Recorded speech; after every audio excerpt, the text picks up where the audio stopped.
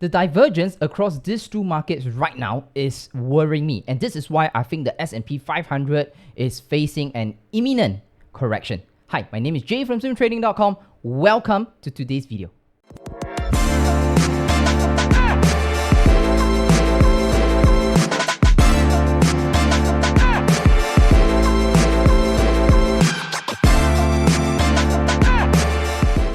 For now, let's talk about this market because I am looking at a very, a struggling market with a huge question mark on its head and not knowing where it's going. Okay, so let's discuss and look at this overall market to give us an idea of where we are first. So first thing first, do you think the market is going up or down from here? Okay, so I think the poll has concluded. With the current market situation, it is, I think 70% of you think that it is coming down and 30% thinks that it is going up. Now, let us explore. Okay, let us explore. Let me pull up a few things to compare with as well. So if I'm looking at the S&P 500, right, I am looking and comparing it against VIX. So as you all know, right, VIX, it is a contrarian indicator or so-called the fear index. And on the left-hand side is the S&P 500. On the right-hand side, it is VIX. So let's compare one by one, okay? Each factor one by one. The market was sideways, all right? The market is going sideways literally for the past 2 weeks. And then if you look at this is the face of the market, right? It's like the past 2 weeks, right? It is literally just confused, with a question mark on top of the head, and then thinking, I don't know where to go, leh. So literally, the mouth looks like that. Ta-da! This is a stick man, so please clap. Wow, my drawing really hard this. Clap, even don't know drawing. Don't any clap. Okay, so the VIX comparatively, in these past 2 sessions, right, market came down just a little bit, really just a little bit only. But I don't like the way that VIX gapped up all that much. All right, the VIX literally gapped up quite a fair bit, and it jumped from 12 plus all the way to 14 plus, which may not seem a lot, but every time, right, I think in the history of the market, if you zoom out enough, and if I were to switch these to weekly, then you will realize that for VIX, as the contrarian indicator, VIX always have a floor of somewhere around, apart from the bullish years of 2016, 17, 18, those years we were looking at VIX between 9 to 11. But most of the time, right, if I were to look at the floor or the bottom of the VIX index, right, most of the time it would be somewhere around 10 to 12. So this is where like the artificial floor is for VIX. And every time the prices hits near the floor for VIX, it also means that it corresponds to a market top where the market is like slated or looking to pull back. Okay, it's slated or looking to pull back. So this is the same situation right now. And as of late, there is a 2 days. Usually this type of divergence happen only 1 day in advance, or sometimes it's just intraday. But now, what's very interesting, right, is that this divergence is actually happening over 2 sessions already. Because if I were to put on daily, then this is the daily chart, right? Correspondingly, the gap up, it's not warranted. All right, this gap up is not warranted, and the market drop is actually not so, how do I put it? It's not so fierce. It didn't even break anything. It didn't even break the floor. It didn't even do a stop hunt before. So from 2 weeks back, right, when we are looking at the market for starting of 2024, it was somewhere there, and then this was that low. All right, this price was that low, and then it did a very nice stop hunt. And then it, just rallied back up again. But when it rallied back up again, right, this second leg, which is what has happened since last week, I don't exactly find it very convincing. I don't exactly find it like, oh, this is a confident bounce back that I'm going to take this market beyond and push it to the all-time high. I don't see it yet.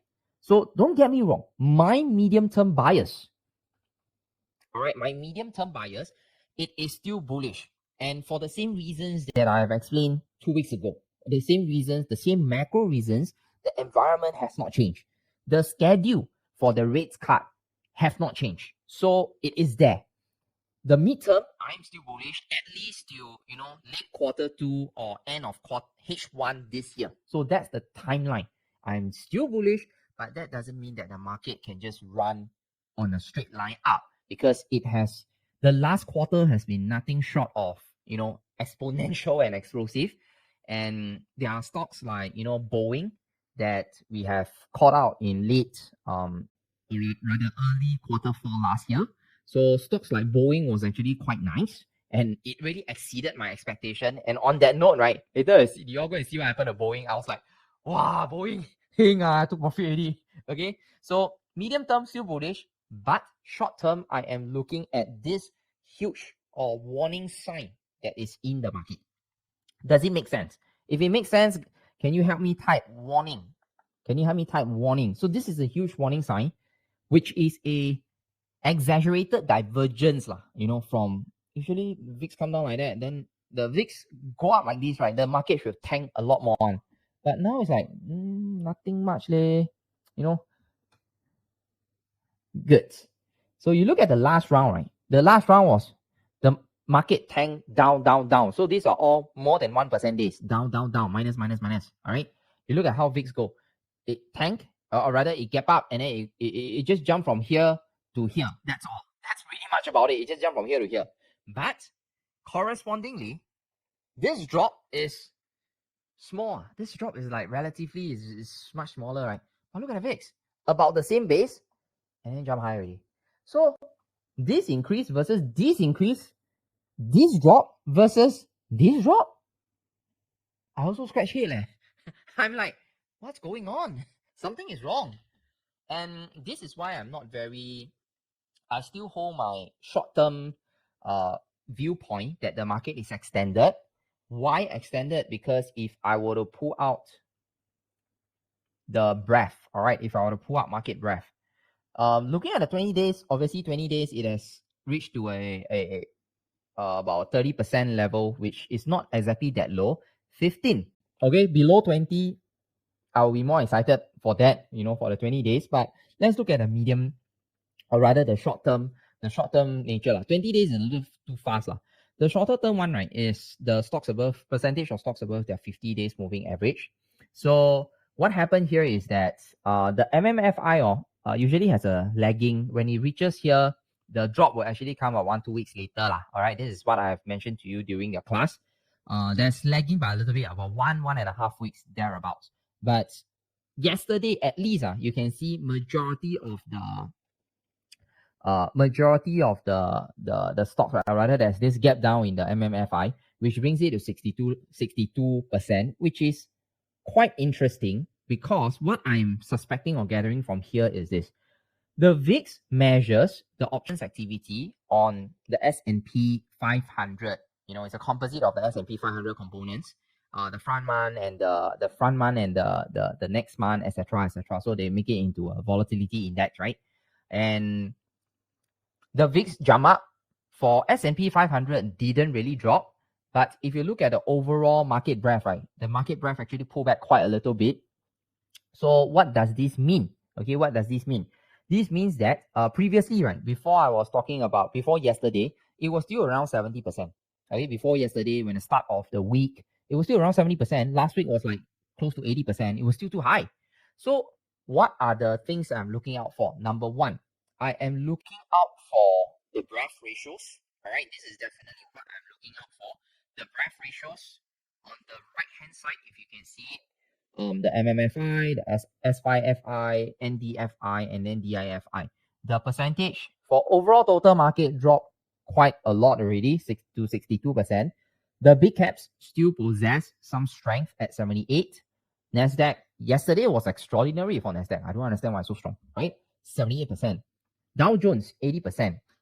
So by this guess, if I were to put on Russell, right? Okay, I would put on Russell as compared to S&P 500. You can see Russell is taking this hit a lot harder than the S&P 500.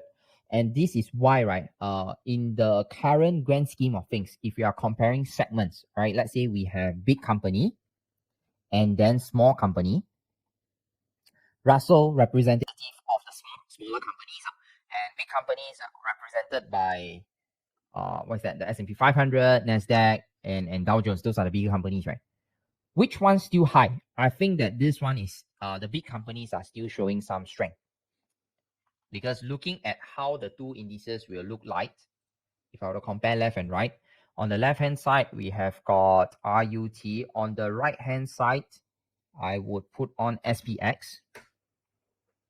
So the RUT actually has taken a beating out of the past 2 weeks. That is, let me see, indices, US RUT. Oh, this is by TVC. Okay, can, no problem.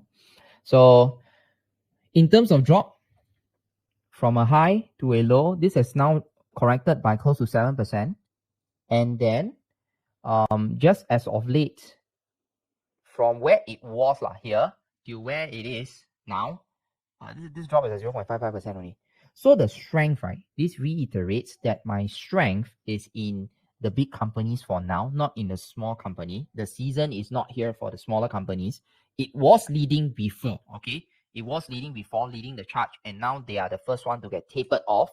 And the small companies should not be the focus if you are looking for strength.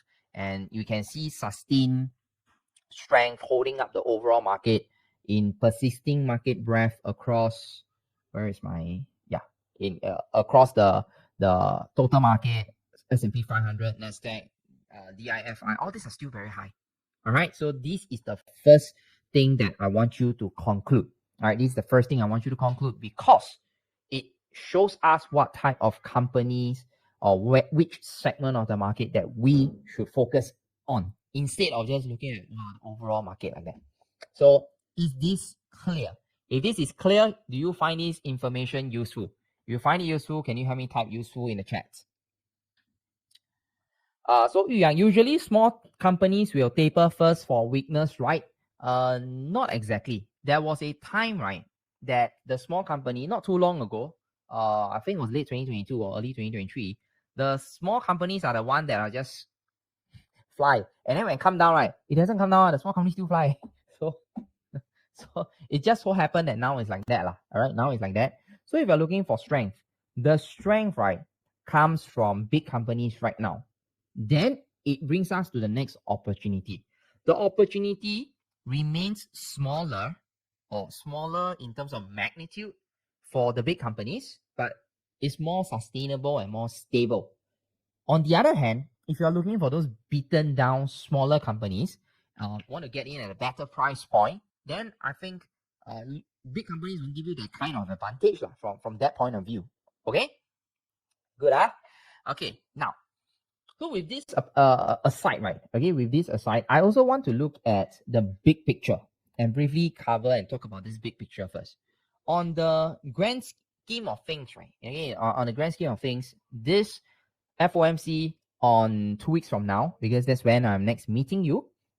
The FOMC meeting that is 2 weeks from now, it is likely going to be a non-event, because current FOMC interest rate is at 5.5%, and it looks like it is going to stay there at 5.5%.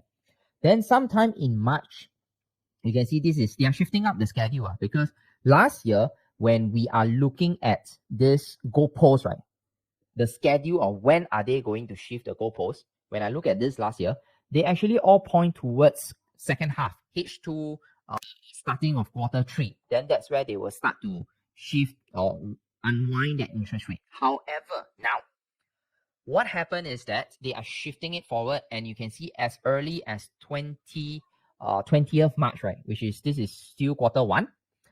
They are likely to reduce so much, minus 25 basis point. Then May, they are going to hit another. So now it's like half. Okay, it's half. So half of it says that it's going to cut another 25. So maybe the expectation is that May is either no cut or minus 25. Then if we go to June, that's where you can see from the overwhelming majority is that 5 to 4.75 to 5 lah. So what does this tells me? This tells me that from May and then switching over to H1, already H2, right? Going towards H2 lah. So June is the last month of H1. You can see that they are going to cut again. So this is now it's 4.5, sorry, 5.5, right? Then here it's going to be 5.25. And then if they remain, then it's 5.25. If they cut again, it will be at 5% or 5.25% if they don't cut. Now, June, that's where you can see that it is either no cut or cut another 25 basis point. If you cut another 25 basis point, then it will bring it up to 4.75%. If you don't cut, then you'll be at 5%. So very quickly moving forward, as you all know by now, right? This FOMC rate projection tool is not very useful if you project like what's gonna happen at the end of the year because everything keeps changing, right? So very quickly, let's just look through H2 for July, 4.75 to 4.5. So it's another 25 basis cut. Then September, 4.5, then go to 4.25 thereabouts, and then by November, 4.25. By December, the expectation is that we are going to unwind a total of 1.5%, 150 basis points from now all the way until December. Why I want you to know this? Because now this forms your goalpost. That means whatever the market is behaving, however the market is behaving now, it is based on this assumption or projection that the goalpost will be shifted, the interest rate will be cut by 1.5%. So if they cut faster, then the knee-jerk reaction will be bearish. If they don't cut, the knee-jerk reaction maybe it can inch up a little bit more.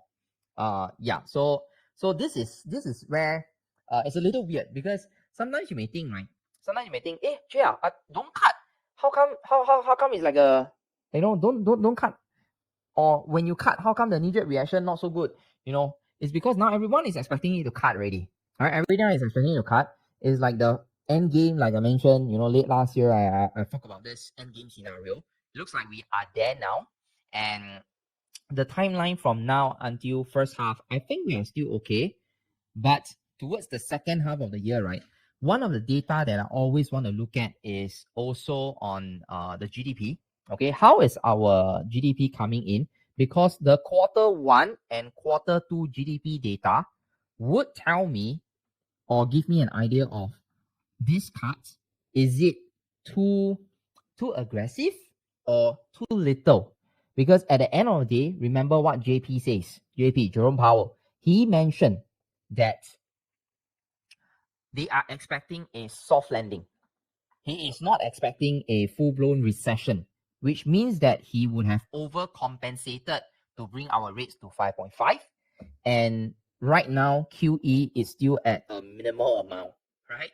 He can always kickstart QE. He can always do that.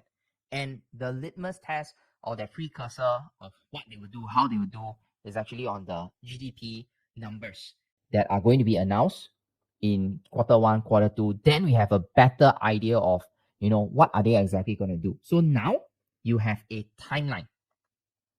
The time target or the timeline for this bullish market, right?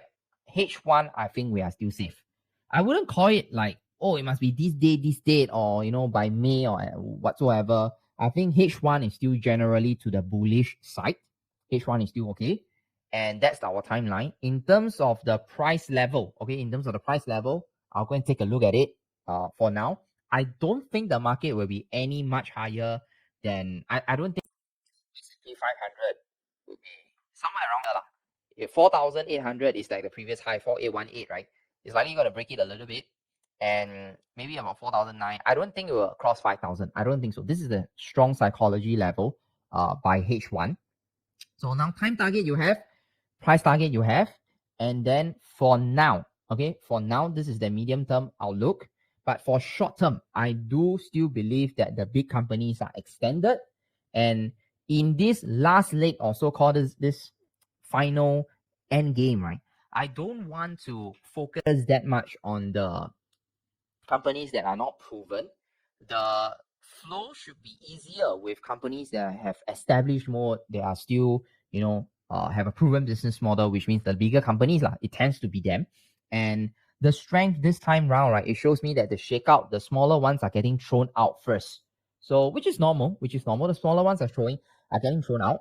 The big ones are the one that are like, I'm still not moving yet. All right, I'm still not moving yet. So I'm speaking like for now to the next one to 2 weeks.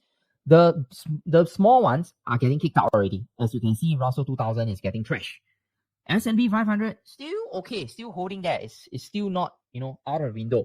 But VIX spikes up. What does that tell me? This probably, if I link everything up together, it tells me that the big companies, the funds are still in there, but of whatever that is to come in the short term, the hedges are already increasing their so-called their hedges already, and they are increasing so-called their insurance premium and policies over there already. So what does this tell us from a from a trading point of view?